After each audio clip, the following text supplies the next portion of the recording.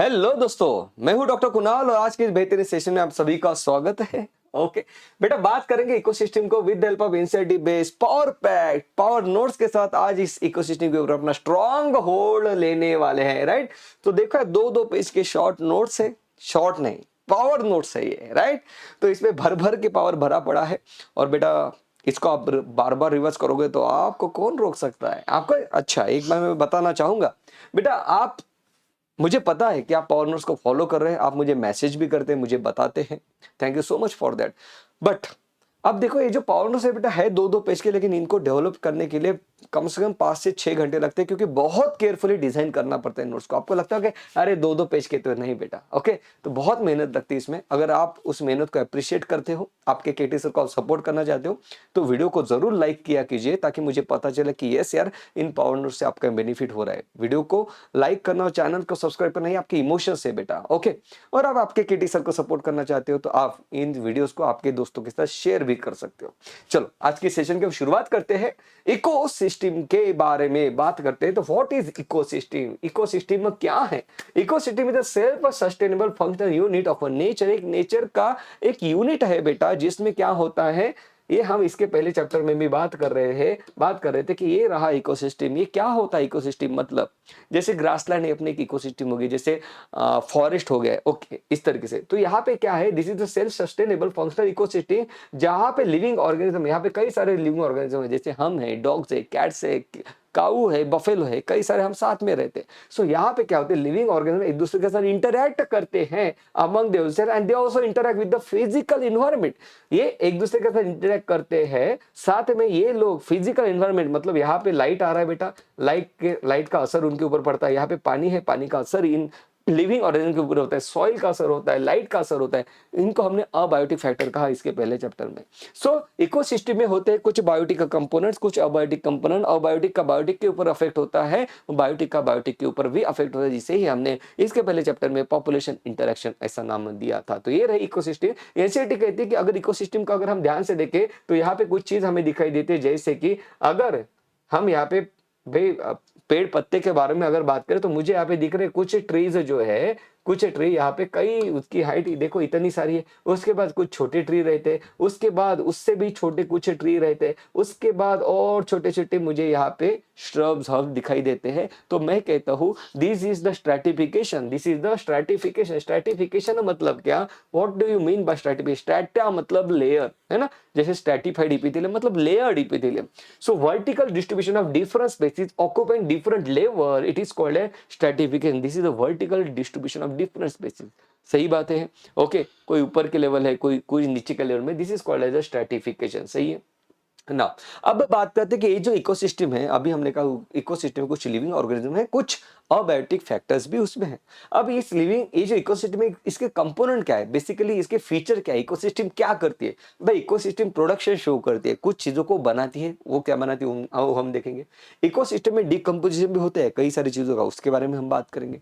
Ecosystem में energy flow करते हैं, फर्स्ट टॉपिक लेवल से second level, topic level, third topic level, इस तरीके से एनर्जी फ्लो करती है। और इकोसिस्टम में न्यूट्रिएंट साइक्लिंग भी होती है। तो यहाँ पे एक बेहतरीन एमसीक्यू बन जाता है, what are the components of ecosystem? The components of ecosystem are productivity, decomposition, energy flow and nutrient cycling. These are the components of ecosystem. सही है। अब बात करते हैं प्रोडक्टिविटी के बारे में। What is productivity?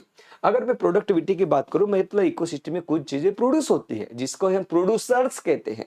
सही है। So what is mean by primary production? It is defined as the amount of biomass, it is defined as the amount of biomass और organic matter per unit area by plant. भाई plant कितना organic matter produce कर रहे हैं? आपको पता ही है कि प्लांट फोटोसिंथेसिस करते हैं, फोटोसिंथेसिस करके भाई प्लांट अपना खुद का फूड खुद बनाते हैं। तो 1 मीटर स्क्वायर में 1 मीटर स्क्वायर का अपने इकोसिस्टम का एरिया ले लिया, इसमें ये जो प्लांट है कितना बायोमास प्रोड्यूस कर रहा है, उसे हम कहते हैं this is called as the primary production, which is indicated by the gram per metre square by this formula. सही है, ओके। और एनर्जी के फॉर्म में यहाँ पे हम देखेंगे kilo calorie per metre square, इसे हम कहते हैं प्राइमरी प्रोडक्शन। प्रोडक्टिविटी क्या होती है? प्रोडक्टिविटी मतलब क्या? हमने कहा कि एक भाई यहाँ पे जो 1 मीटर स्क्वायर एरिया में कितना बायोमास प्रोड्यूस हो रहा है, उसे हमने कहा प्राइमरी प्रोडक्शन। इसे हमने फॉर्मूला का यूज किया ग्राम per metre square. Okay, now अब मैं कहूंगा कि एक साल में पर ईयर कितना बायोमास प्रोड्यूस हो रहा है 1 मीटर एरिया में, 1 मीटर स्क्वायर एरिया में, उसे हम कहेंगे प्रोडक्टिविटी। सही है, उसे हम कहेंगे productivity. So it is the rate of biomass production, the rate of biomass production is called as a productivity. It is expressed as gram per metre square per year, और energy that is kilo calorie per metre square per year. सही है, okay. अब बात करते हैं what is gross primary productivity. Now gross primary productivity of an ecosystem the rate of production of organic matter during a photosynthesis. Gross primary productivity, ये word ecosystem के productivity को दिखाने के लिए यूज किया जाता है, इकोसिस्टम के प्रोडक्टिविटी को दिखाने के लिए यूज किया जाता है। सो इकोसिस्टम में कितना प्रोडक्शन हो रहा है उसे हम कहते हैं ग्रॉस प्राइमरी प्रोडक्टिविटी। कितना प्रोडक्शन का रेट क्या है, that is gram per metre square per year in ecosystem, it is called gross primary ecosystem, उस इकोसिस्टम की।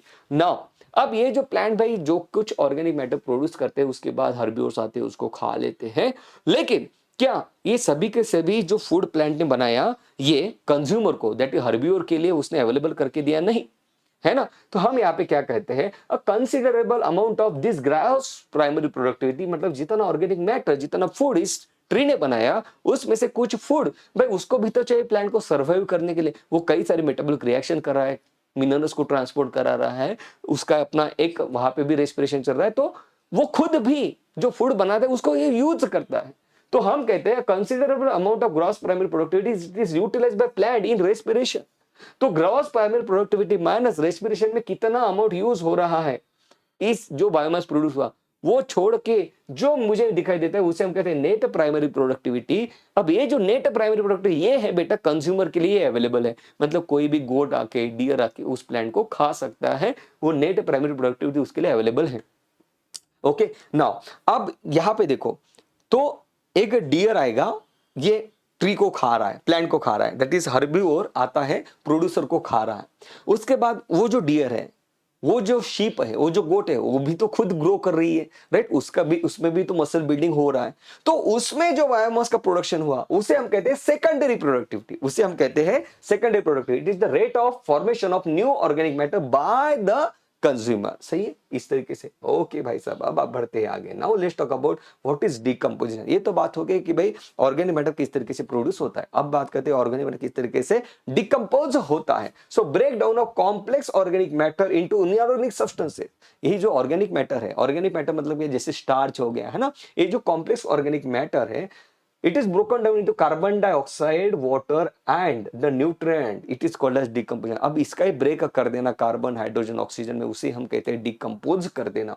Raw material for the decomposition, decomposition किसका होता है आपको पता है, पेड़ पौधे जब पत्ते जब नीचे गिर जाते हैं, या किसी ट्री की किसी प्लांट की डेथ हो जाती है, या किसी एनिमल की डेथ हो जाती है, तो भाई उसका डिकम्पोजिशन होता है। जब उसका डिकम्पोजिशन होता है तो उसके अंदर जो कॉम्प्लेक्स ऑर्गेनिक मैटर है, जैसे कि स्टार्च हो गया, सेल्यूलोज हो गया, इसको ब्रेक डाउन किया जाता है डिकम्पोजर्स द्वारा, उसका डिकम्पोजिशन होता है। So dead plant remains such as leaves, bark, flowers and dead remains of animal, faecal matter भी, ये सब क्या है, ये डेट्रिटस है। और डिकम्पोजिशन जो होता है, डिकम्पोजिशन हमेशा किसका होता है बेटा, डेट्रिटस का होता है। डिकम्पोजिशन डेट्रिटस का होता है। सो raw material for decomposition detritus. Detritus मतलब क्या, मरी हुई चीज, राइट। फीकल मैटर भी डेट्रिटस है, उसमें भी ऑर्गेनिक मैटर होता है, राइट। तो ये जो डिकम्पोजिशन है, डिकम्पोजिशन टोटल 5 स्टेप में कैरी आउट किया जाता है। मान लो कोई लीफ का पत्ता है, मान लो कोई लीफ का ये पत्ता है, ये देखो ये लीफ का एक पत्ता है जो नीचे गिर चुका है, जो नीचे गिर चुका है, लीफ का पत्ता अब नीचे गिर चुका है, पेड़ से नीचे गिर चुका है।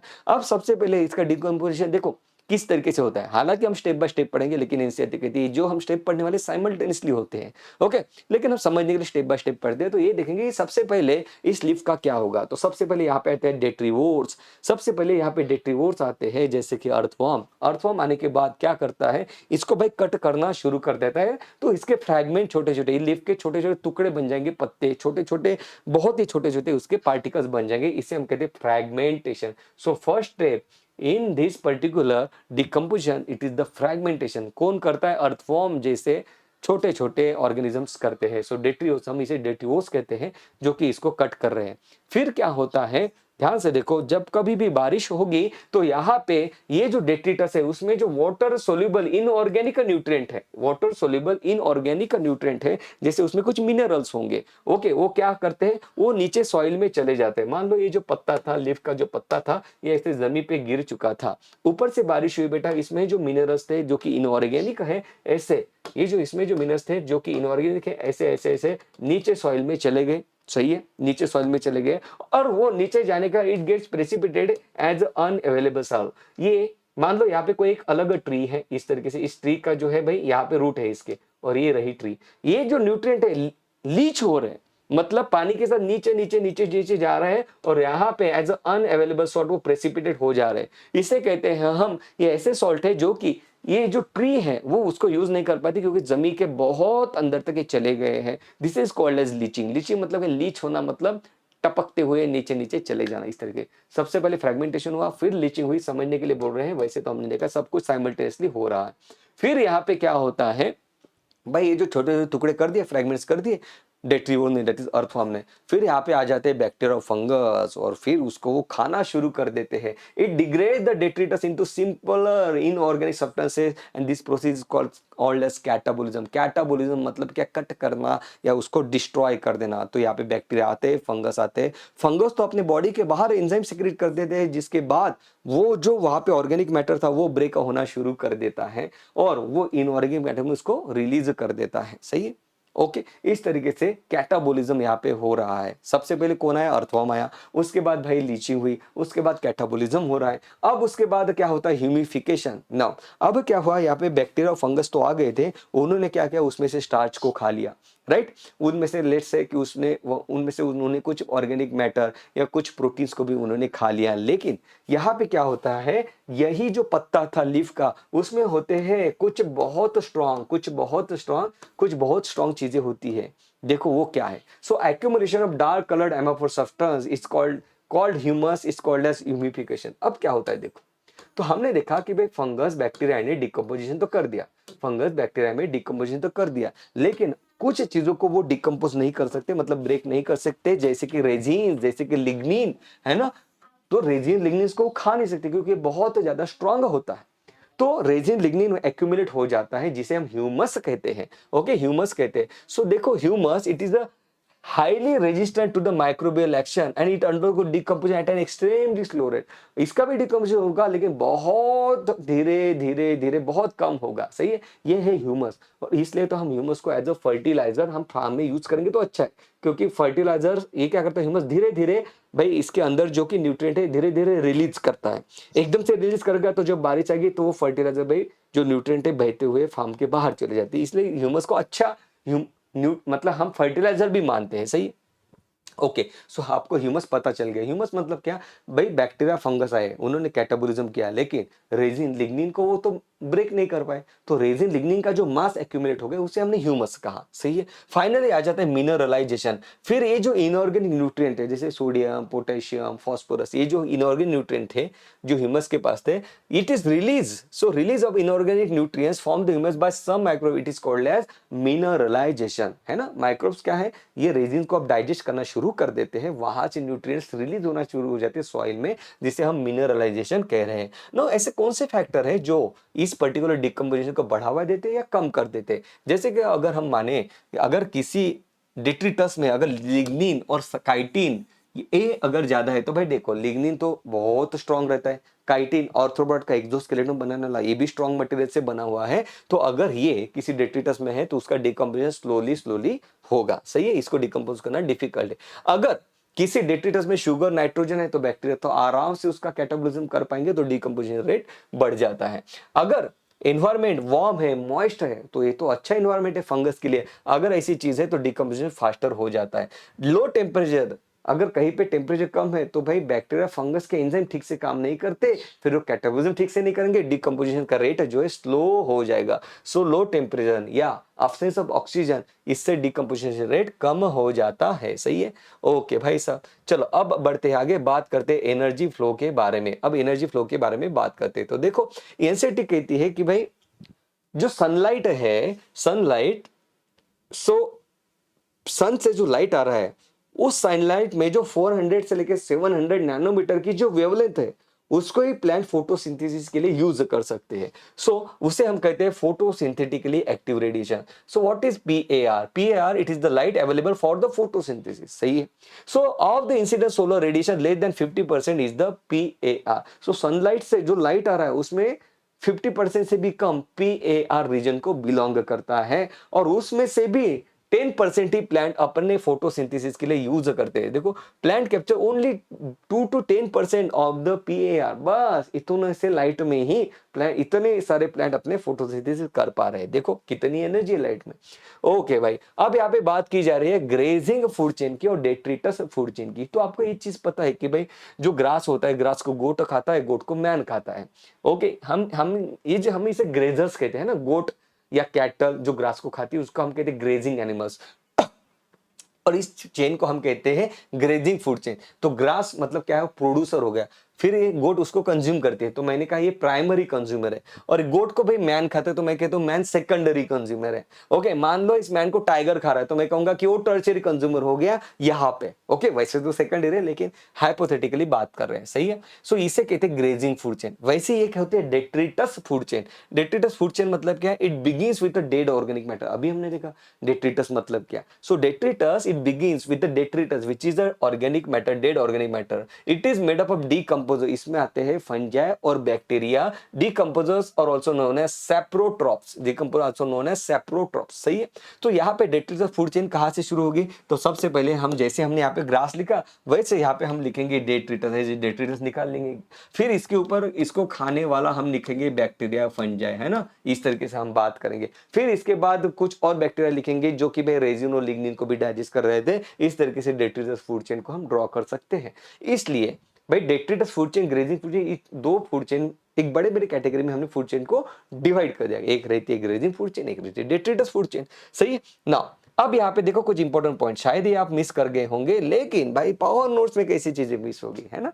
चलो देखो, एक्वेटिक इकोसिस्टम में क्या होता है और टेरेस्ट्रियल इकोसिस्टम में क्या होता है। देखो, एक्वेटिक इकोसिस्टम में क्या होता है बेटा कि सबसे पहले क्या रहता है ना, aquatic that is aquatic ecosystem मतलब let's talk about ocean. Ocean में क्या होता है, फाइटोप्लैंक्टन्स होते हैं, दैट इज यूनिसेल्युलर प्रोटिस्ट होते हैं या यूनिसेल्युलर अल्जी होते हैं, राइट। इसे हम कहते हैं फाइटोप्लैंक्टन। फिर इस अल्जी को खाने वाले होते हैं जूप्लैंक्टन, यूनिसेल्युलर प्रोटिस्ट हो गए। ओके, फिर यहाँ पे क्या होता है, यहाँ पे कई सारा प्रोडक्शन होता है अल्जी के द्वारा। बिल्कुल सही बात है। ओके, इस अल्जी को भाई छोटी फिश खाते हैं, उसको बड़ी फिश खाते हैं, उसको और बड़ी फिश खाती है। तो इसे हम कह रहे हैं ग्रेजिंग फूड चेन, क्योंकि प्रोड्यूसर ने भाई बनाया है यहाँ पे अल्जी, एज अ फूड से काम कर रहे हैं। तो हम कहते हैं एक्वेटिक इकोसिस्टम में ग्रेजिंग फूड चेन के द्वारा मेजर एनर्जी फ्लो होता है। लेकिन टेरेस्ट्रियल रीजन में अलग होता है, जमीन पे अलग होता है। आप कहोगे ऐसे कैसे, जमीन पे भी तो इतना बड़ा ग्रास बन रहा है, इतने बड़े ग्रास को खाने वाले इतनी सारी कैटल है, डियर है, शीप है, गोट है, फिर उसको खाने वाले हम हैं, तो टेरेस्ट्रियल रीजन में भी तो ग्रेजिंग फूड चेन हो रही है। बिल्कुल सही बात है ना, हो रही है। लेकिन टेरेस्ट्रियल रीजन में क्या होता है, इतना ज्यादा ग्रास प्रोडक्शन होता है टेरेस्ट्रियल रीजन में, उतने सब ग्रास को ये जो ग्रेजिंग एनिमल खा नहीं पाते बेटा। इसलिए तो आपने देखा होगा कि जगह जगह पे ग्रास उगा हुआ आपको दिखता है। सही है, क्योंकि ये जो एनिमल्स ग्रास को खा रहे हैं उनका आराम से पेट भर जाता है, फिर भी कई सारा ग्रास बच जाता है, उस ग्रास की डेथ हो जाती है, डेट्रिटस बन जाता है, और टेरेस्ट्रियल इकोसिस्टम में डेट्रिटस फूड चेन डोमिनेट कर जाती है। सो ये बात हो रही है यहाँ पे, in terrestrial ecosystem detritus food chain it is the major conduit for the energy flow, while in aquatic ecosystem, बहुत इंपॉर्टेंट पॉइंट कि grazing food chain it is the major conduit for the energy flow. Note, Sure, it should be noted, my lord. सही बात है। Okay, now let's talk about standing a crop क्या होता है।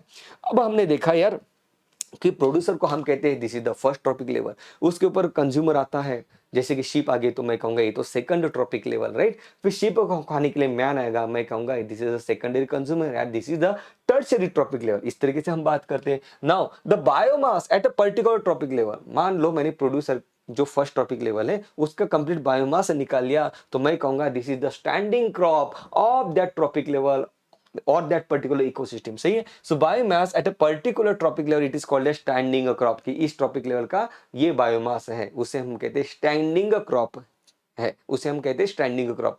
मान लो किसी इकोसिस्टम में भी प्रोड्यूसर है, राइट। जैसे ग्रास रहता है इतना सारा प्रोडक्शन करता है, मैं कहता हूँ वो प्राइमरी प्रोड्यूसर है। अब मैं कहूंगा कि प्राइमरी प्रोड्यूसर का स्टैंडिंग क्रॉप बताओ, इससे अच्छा मैं कहूंगा कि भाई प्राइमरी प्रोड्यूसर का स्टैंडिंग क्रॉप क्या है, इस तरीके से, right. That is the first topic level का स्टैंडिंग क्रॉप बताओ, तो एकदम से आपको पता चल जाएगा कि मैं बात कर रहा हूँ इस पर्टिकुलर टॉपिक लेवल के बायोमास के बारे में। सो स्टैंडिंग क्रॉप जो होता है, स्टैंडिंग क्रॉप जो होता है, it talks about a biomass. Standing state इसी के जैसा स्टैंडिंग स्टेट होता है, वो क्या करता है, स्टैंडिंग स्टेट मतलब the amount of minerals, okay, उसके बारे में भी हम बात करेंगे, सही है। यहाँ पे स्टैंडिंग क्रॉप मतलब the amount of biomass. Now let's talk about the 10% law.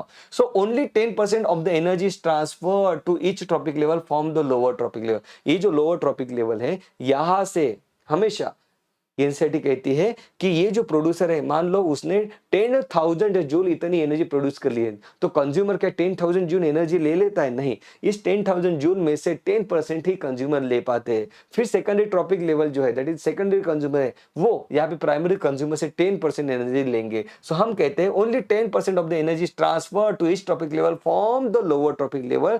This is called as the law of 10%, सही है, this is called as the law of 10%। Now let's talk about what are the laws followed by the ecosystem. तो NCERT कहती है कि भाई ecosystem thermodynamics के दोनों law को फॉलो करती है। देखो यहाँ पे, अब यहाँ पे देखो इकोसिस्टम में क्या होता है, plant convert light energy into chemical energy. आपको पता है लाइट एनर्जी से प्लांट अपनी इलेक्ट्रॉन को एक्साइट करता है, फिर साइक्लिक नॉन साइक्लिक फोटोफॉस्फोरेशन के द्वारा एटीपी बनाता है, मतलब वो लाइट एनर्जी को केमिकल एनर्जी में ट्रांसफर करता है। ये प्रीवियस ईयर्स में पूछा गया एमसीक्यू है। तो हम कहते हैं कि भाई यहाँ पे देखो first law of thermodynamics follow हो रहा है, where one form of light gets converted, one form of energy gets converted into another form of energy. Now let's talk about the second law of thermodynamics. Second law of thermodynamics के बारे में बात करते हैं। देखो, in food chain the energy is lost in respiration, सही है। अभी हमने देखा था कि gross primary productivity minus respiration equal to net primary productivity. हमें पता है कि रेस्पिरेशन में एनर्जी यूज होती है, in food chain energy is lost in the respiration. To counter this, इसी को काउंटर करने के लिए continuous input of energy from the sun takes place, है ना। रेस्पिरेशन में एनर्जी लॉस होती है, इसलिए भाई सनलाइट से एनर्जी लेके फिर फूड बनाया जाता है। तो इसे कहते हैं सेकंड लॉ ऑफ थर्मोडायनामिक्स, सही है। Okay, now let's talk about ecological pyramid. इसके बारे में थोड़े विजुअल्स दिखाना आपके लिए जरूरी बन जाता है। तो देखो, मैं दिखा दूं आपको, पहले पढ़ लेते हैं फिर विजुअल्स कुछ देखते हैं। So in most ecosystem all the pyramids, that is pyramids of number, energy and biomass are upright. यहाँ पे देखो एक्चुअली क्या हो रहा है बेटा, यहाँ पे देखो, चलो मैं आपको कुछ यहाँ पे दिखाना चाहता हूँ। ओके, एक मिनट भाई साहब। ओके, हाँ, ओके ओके, यस, ओह नहीं भाई, एक मिनट। सो यहाँ पे हम बात करते हैं, देखो। ओके, सो सबसे पहले देखो हम कुछ पिरामिड्स के बारे में यहाँ पे बात कर रहे हैं। देखो,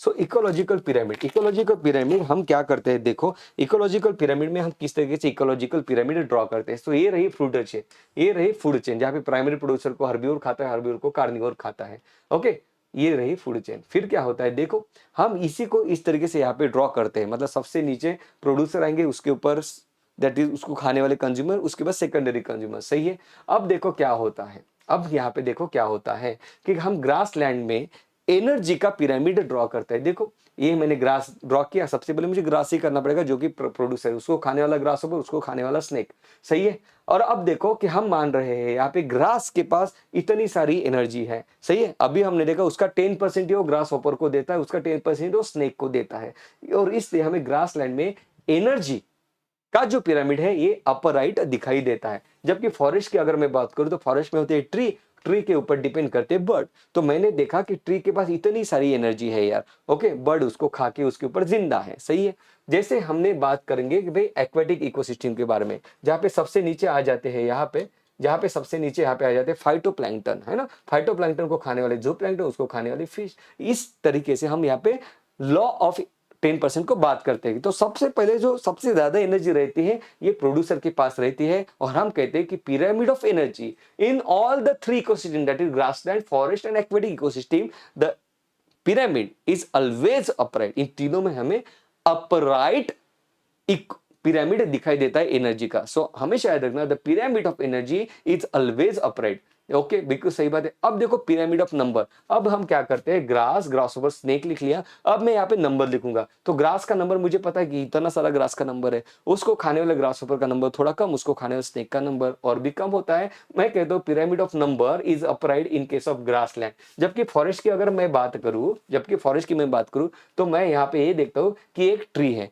एक ट्री के ऊपर कम से कम 100-200 बर्ड्स आते हैं बेटा, उससे भी ज्यादा है ना, 300-400 बर्ड्स आते हैं बड़े बड़े ट्री के ऊपर। सो एक ही ट्री, इतने सारे बर्ड, यहाँ पे नंबर कंसिडर कर रहे हैं। ओके, तो मुझे यहाँ पे ये दिख रहा है कि फॉरेस्ट इकोसिस्टम में the pyramid of number is inverted. Okay, ये रहा अपराइट, इसे हम अपराइट कहते हैं। ओके, अपराइट मतलब क्या, इसे हम अपराइट कहते हैं, जबकि इसको उल्टा निकाल दिया तो मैंने कहा इसे इन्वर्टेड। तो ये देखो, ये इन्वर्टेड पिरामिड मुझे दिखाई दे रहा है। सही है, कहाँ पे, pyramid of number is inverted in case of forest ecosystem. जबकि एक्वेटिक की मैं बात करूं तो मुझे यहाँ पे पता है फाइटोप्लैंक्टन तो कई सारे होते हैं, ज़ूप्लैंक्टन उससे थोड़े कम, फिश और उससे थोड़े कम, तो यहाँ पे पिरामिड ऑफ नंबर अपराइट दिखता है। लेकिन एक पॉइंट ही हमें जो नोट करना है कि pyramid of number is inverted in case of forest ecosystem. अब हम बात करते हैं पिरामिड ऑफ बायोमास। तो मैंने यहाँ पे फिर से यहाँ पे तीनों को लिख दिया। अब इसका बायोमास देखें तो ग्रास का बायोमास इतना, ग्रास ऊपर से थोड़ा कम, और स्नेक का और ज्यादा कम बायोमास। सही है, ये तो इतना सारा biomass that organic matter produce करता है। जबकि यहाँ पे अगर हम बात करें तो यहाँ पे ट्री का बायोमास इतना सारा, बर्ड का बायोमास कम। सही है, तो यहाँ पे मुझे दोनों में अपराइट पिरामिड दिखाई देता है। अब देखो फाइटोप्लैंक्टन मैंने ड्रॉ किया, ज़ूप्लैंक्टन, फिश ऐसे लिख दिया। अब इसका बायोमास में देखूंगा तो फाइटोप्लैंक्टन कितने छोटे होते हैं यार, सिंगल सेल के होते हैं। ओके, तो इसका बायोमास कितना कम रहेगा, उसको खाने वाले का ज्यादा रहेगा। फिश तो इतनी बड़ी रहती है, शार्क हो गई, व्हेल हो गई, इतनी बड़ी बड़ी फिशेस रहती है बेटा, है ना, तो इनका बायोमास कितना ज्यादा है। तो मुझे यहाँ पे ये दिखाई देता है कि pyramid of biomass is inverted in case of aquatic ecosystem. बेटा सीधे सीरीज में बहुत डिटेल में इस पर्टिकुलर लेक्चर्स को पढ़ाया गया है। सही है, ओके भाई। सो इस तरीके से मैंने आपको ये चीज यहाँ पे बता दी है कि in most ecosystem all the pyramids of number, energy, biomass are upright except pyramid of number in a forest ecosystem is inverted while the pyramid of biomass in aquatic system is inverted। सही है, okay भाई साहब, अब आगे बढ़े। Fine, okay okay okay okay, तो यही बात आपके लिए यहाँ पे बताई गई है। एक इंपॉर्टेंट पॉइंट जिसको बिल्कुल भी भूलना नहीं है कि pyramid of energy always always always upright, तभी तो एनर्जी नीचे से ऊपर ऊपर जाएगी, फ्लो होगी बेटा। सही है, okay. Now list limitation ecology का पिरामिड के लिमिटेशन क्या है, it does not take into account the same species belonging to two और मोर ट्रॉपिक लेवल। सही है, जैसे हम यहाँ पे मानते हैं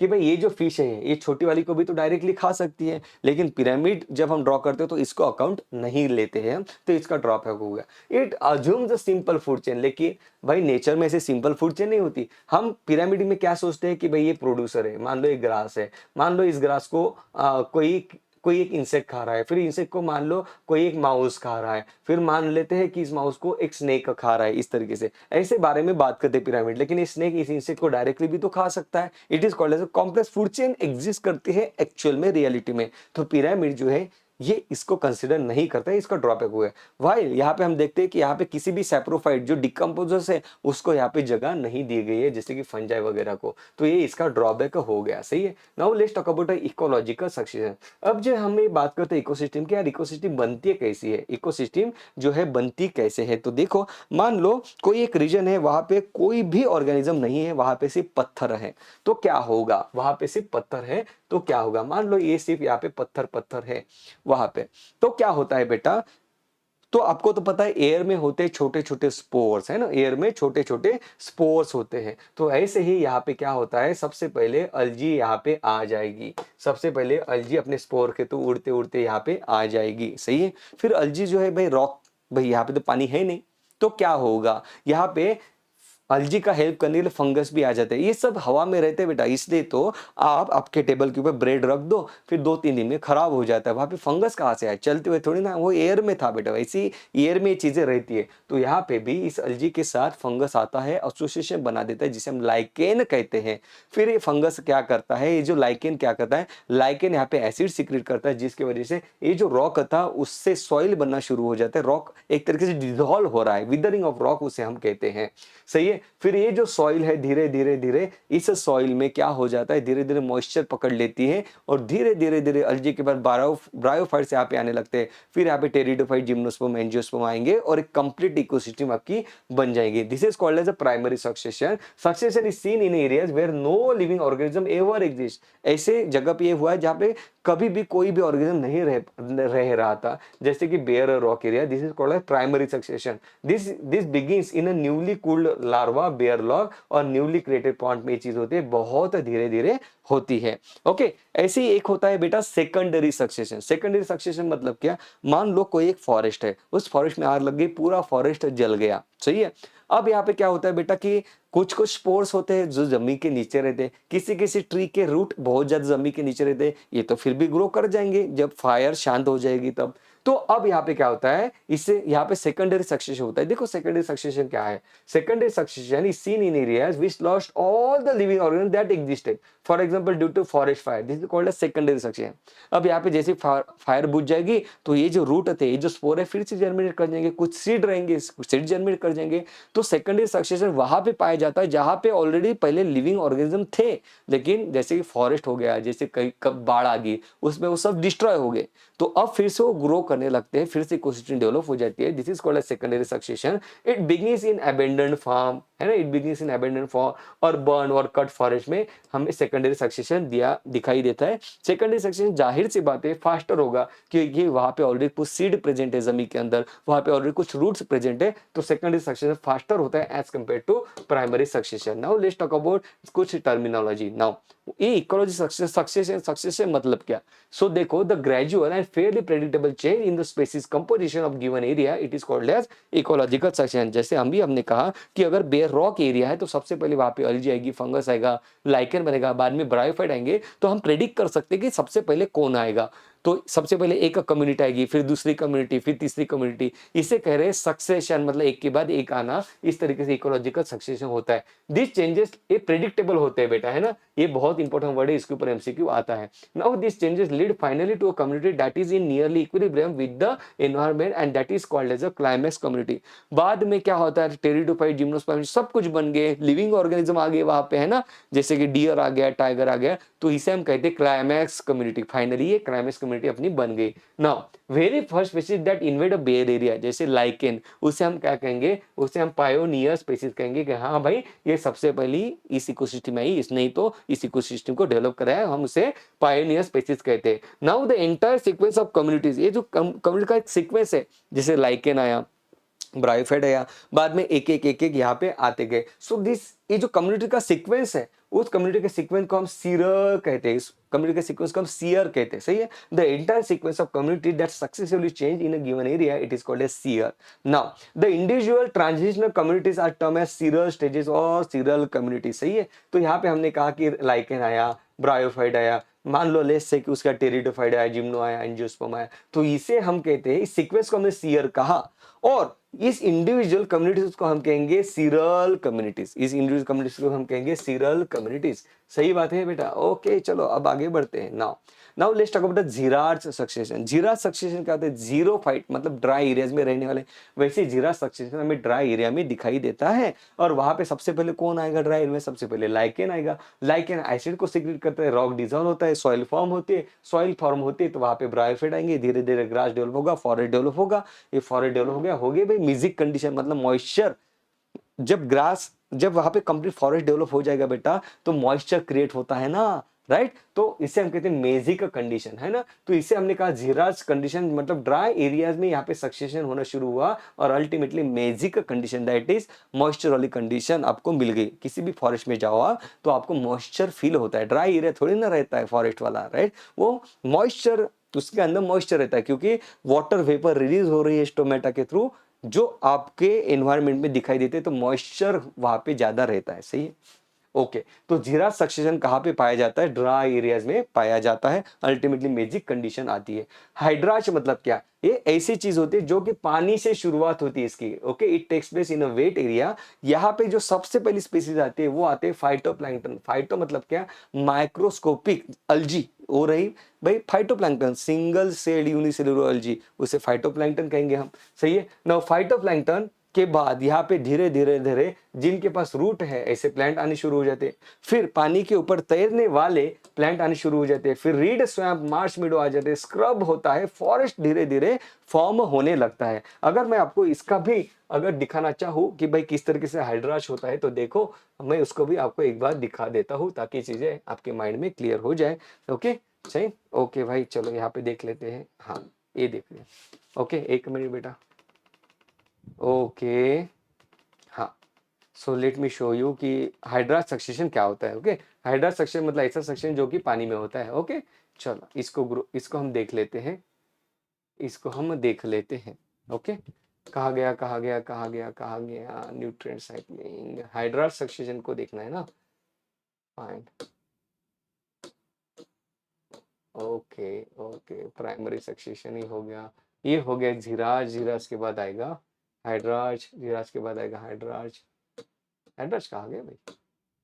ओके लेट्स सी कि हाइड्राज किधर गया। ये तो अपने एमसीक्यू हो गए थे, पिछले बार हमने देखे थे। ओके हाइड्राज हाइड्रा अभी दिखा था अभी दिखा था अभी दिखा था। एक मिनट बेटा, सॉरी फॉर द इंटरप्शन, लेकिन एक बार ये दिखाएंगे तो क्लियर रहेगा आपके लिए, है ना। एक मिनट। तो ये तो जियर सक्सेशन रहा जो बेयर रॉक में शुरुआत होता है, ये C3 सीरीज के नोट से बेटा, ये हमने देखा है ऑलरेडी। ओके अब बात करते हैं हाँ हाइड्रा सक्सेशन। देखो हाइड्रा सक्सेशन वाटर में शुरुआत होती है बेटा, हाइड्रा सक्सेशन वाटर में शुरुआत होती है। ऐसा वाटर है ये जिसके अंदर एक भी लिविंग ऑर्गेनिज्म नहीं है, ना प्लांट है, ना एनिमल है, ना माइक्रो ऑर्गेनिज्म है। धीरे धीरे क्या होता है यहाँ पे फाइटोप्लैंक्टन ग्रो होने शुरू हो जाते हैं। सही है, अलजी ग्रो होने शुरू हो जाते हैं। उसके बाद यहाँ पे रूटेड प्लांट्स आ जाते हैं। रूटेड प्लांट्स के बाद क्या होता है, रूटेड प्लांट आएंगे यहाँ पे रेस्पिरेशन करेंगे, इस पानी का टेम्परेचर चेंज होगा। पहले तो बहुत ज्यादा ठंडा था, है ना। फिर यहाँ पे धीरे धीरे फ्लोटिंग प्लांट आते हैं। तो रूटेड के बाद फ्लोटिंग प्लांट यहाँ पे देखो आने शुरू हो जाते हैं। फिर यहाँ पे क्या होता है देखो, रीड स्वैम्प स्टेज आते हैं, कुछ ऐसे प्लांट जो कि यहाँ पे है और ऊपर की तरफ बढ़ रहे हैं, है ना। फिर यहाँ पे धीरे धीरे मार्श मेडो आ जाता है और फिर इनके भी डेथ होने लगती है। फिर ये सतह तक चले जाएंगे और धीरे धीरे धीरे यहाँ पे ऑर्गेनिक मैटर डिपॉजिट होते हुए जाएगा और यहाँ पे कंप्लीटली सॉइल फॉर्मेशन हमें दिखाई देता है कंप्लीट। अब बाद में तो यहाँ पे फॉरेस्ट बन गया है कुछ इस तरीके से। सही है, सो इस तरीके से होता है बेटा हाइड्रा सक्सेशन जो कि पानी में होता है। इनको बहुत ही बेहतर विजुअल के साथ हमने ऑलरेडी स्टडी किया है बेटा। Okay now let's talk about nutrient cycling. इतनी बात याद रखना, जीराज में कौन था पायोनियर स्पीसीज, लाइकेन था, जबकि हाइड्रास में पायोनियर स्पीसीज फाइटोप्लैंक्टन था। ये मैं आपको दिखाने की कोशिश कर रहा था। Now let's talk about nutrient cycling. हमने पढ़े थे 4 कंपोनेंट है इकोसिस्टम के, प्रोडक्टिविटी, डिकम्पोजिशन, उसके बाद energy flow and final is the nutrient cycling. तो देखो 4th कंपोनेंट के ऊपर हम आ पहुंचे हैं। The amount of nutrients such as carbon, nitrogen, phosphorus and calcium present in the soil at any given time, this is called as standing state. Standing crop मतलब क्या, the amount of biomass. Standing state मतलब क्या, amount of nutrient, कितना carbon nitrogen है, कितना phosphorus calcium है soil के अंदर, उसे हम कहते हैं कि भाई इस पर्टिकुलर इकोसिस्टम का स्टैंडिंग स्टेट क्या है। सही है, okay now the movement of nutrient element through the various component of an ecosystem, it is called as nutrient cycling. सही है, अब ये जो न्यूट्रिएंट है जैसे हमने पढ़ा था मिनरल न्यूट्रिशन में कि नाइट्रोजन जो है, प्लांट नाइट्रोजन को फिक्स करते हैं, प्लांट की डेथ होती है, नाइट्रोजन रिलीज होता है, जमीन के अंदर जाता है। फिर कुछ ऑर्गेनिज्म होते हैं जो नाइट्रोजन को in the form ammonia release करते हैं, फिर से नाइट्रोजन को भाई प्लांट फिक्स कर देते हैं। तो ये इसे हम न्यूट्रिएंट साइक्लिंग कहते हैं। सही है, नाउ यहाँ पे देखो the movement of nutrient element through the various components of an ecosystem is called as nutrient cycling और बायोजियोकेमिकल साइकिल। सही है, nutrient cycle are of 2 type, कुछ होती है गैसेस साइकिल, कुछ होती है सेडिमेंट्री साइकिल। जैसे नाइट्रोजन कार्बन साइकिल, ये भाई गैसेस साइकिल है, कार्बन डाइऑक्साइड गैस है, नाइट्रोजन गैस है, तो ये इसे हम कहते हैं गैसियस साइकिल। जबकि सल्फर फास्फोरस ये हमें कहाँ पे दिखाई देते हैं, रॉक के अंदर, तो हम इसे कहते हैं कि ये सेडिमेंट्री साइकिल शो करते हैं। तो देखो फास्फोरस की साइकिल किस तरीके से होती है। तो सबसे पहले यहाँ पे हम देखेंगे कि भाई रॉक के अंदर फास्फोरस है, फिर इसी रॉक का विदरिंग होता है, भाई क्लाइमेटिक चेंज होती है, बारिश आती है, ये जो पत्थर है फूट जाता है, विदरिंग हो जाती है, उससे सॉइल बन जाती है और इससे फास्फोरस रिलीज होता है। इसी फास्फोरस को प्रोड्यूसर दैट इज प्लांट ले लेते हैं, उसको अपने मेटाबॉलिज्म के लिए यूज करते हैं। प्रोड्यूसर को भाई कंज्यूमर खाते हैं, मतलब अब फास्फोरस कंज्यूमर के अंदर गया, फिर कंज्यूमर की डेथ हो जाती है। अब डेट्रिटस उस फास्फोरस को लीचिंग के द्वारा, मिनरलाइजेशन के द्वारा रिलीज कर देता है और फिर से देखो इस सॉइल के अंदर आ गया। इस तरीके से यहाँ पे फास्फोरस की साइकिल हो गई। इसी तरीके से कार्बन की साइकिल भी होती है बेटा। कार्बन की साइकिल तो बहुत ही सिंपल है, आप बचपन से पढ़ते हुए आ रहे हो कि भाई कार्बन डाइऑक्साइड एटमॉस्फेयर में होता है। ओके, फिर इसको भाई अलग अलग अलग अलग ये जो कार्बन डाइऑक्साइड है वो ओशन में डिजोल्व फॉर्म में रहता है, फिर वहां पे जो एक्वेटिक एनिमल्स है उसको यूज करते हैं, उसको खाने वाले फिश है, इस तरीके से फिर यहाँ से ही ये जो कार्बन है ये सॉइल में चला जाता है, रेन होती है तब सॉइल में चला जाता है। इस कार्बन डाइऑक्साइड को भी डायरेक्टली प्लांट अपने फूड बनाने के लिए यूज करते हैं। इस तरीके से कार्बन साइकिल होती है। सही है, बहुत ही सिंपल है। ओके, नाउ देखो, atmospheric input of phosphorus through the rainfall are much smaller than the carbon inputs. Gaseous exchange of phosphorus between organism and environment are negligible. तो ये बात हो रही है कि फॉस्फोरस का मेन एक्सचेंज जो हो रहा है ये सेडिमेंट्री साइकिल के थ्रू हो रहा है, तो ये गैसियस एक्सचेंज नहीं है। जबकि हमने अभी बात की कार्बन और नाइट्रोजन का जो एक्सचेंज होता है ये गैसियस फॉर्म में मेनली होता है। सही है। अब एनसीईआरटी कहती है कि भाई इकोसिस्टम सर्विसेज के बारे में भी आपने जानना जरूरी है। तो ecosystem services include cycle nutrient. ये जो इकोसिस्टम हमें क्या प्रोवाइड करती है, इकोसिस्टम हमें सॉइल बना के दे रही है, हमें न्यूट्रिएंट्स बना के दे रही है, राइट। तो इसे हम कहते हैं इकोसिस्टम सर्विसेज। तो रॉबर्ट कोस्टानाजा ने कहा कि अगर इकोसिस्टम के सर्विस के अगर मैं प्राइस बना दूं तो भाई वो 33 ट्रिलियन ईयर से भी ज्यादा हो जाएगा। ओके, कि भाई इकोसिस्टम हमारे लिए मिनरल्स प्रोवाइड करती है, सॉइल बना के देती है, फ्रूट्स बना के दे रही है, इतना सारा ऑर्गेनिक मैटर बना के दे रही है। अगर हम ये देखें तो 33 ट्रिलियन, राइट, इतना ज्यादा प्राइस लगेगा अगर इकोसिस्टम हमें चार्ज करना शुरू कर दिया तो, राइट। सो सॉइल फॉर्मेशन, यहाँ पे एक इंपॉर्टेंट बात ये है कि रॉबर्ट कोस्टानाजा ने बताया ये एक तरीके से हाइपोथेटिकल कंडीशन मान लो बेटा, कि उन्होंने कहा कि इकोसिस्टम अगर पैसे लेगी तो 33 ट्रिलियन लगेंगे। लेकिन जो यहाँ पे एक इंपॉर्टेंट पॉइंट बनता है, ये बनता है कि सॉइल फॉर्मेशन के लिए भाई, है ना, ये soil formation accounts for about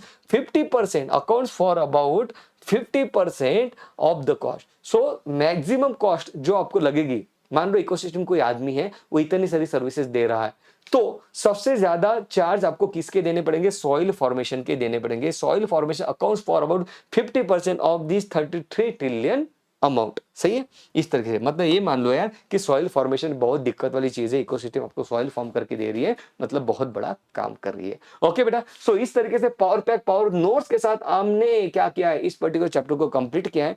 इसमें कोई भी डाउट हो तो आप C3 सीरीज का इसका लेक्चर देखें, इकोसिस्टम डॉक्टर कुणाल ऐसे लिखे तो आपको अलग अलग ऑप्शन दिखाई देंगे। इसका इंडिविजुअल लेक्चर भी वन शॉट अवेलेबल है बेटा, डिटेल में 2-2 ढाई घंटे का लेक्चर है, उसको आप देखोगे तो जो डाउट है आपको क्लियर हो जाएंगे। चलो बेटा, that was all about this session. Video को लाइक, चैनल को सब्सक्राइब करना मत भूलना, और बेटा टेलीग्राम चैनल पे जाइए, इस वीडियो को नहीं, इस नोट्स को डाउनलोड करिए, मस्त अपना स्ट्रॉन्ग कमांड बिठाइए बेटा अपने कंसेप्ट के ऊपर। ओके, चलो बेटा, love you, take care, bye bye.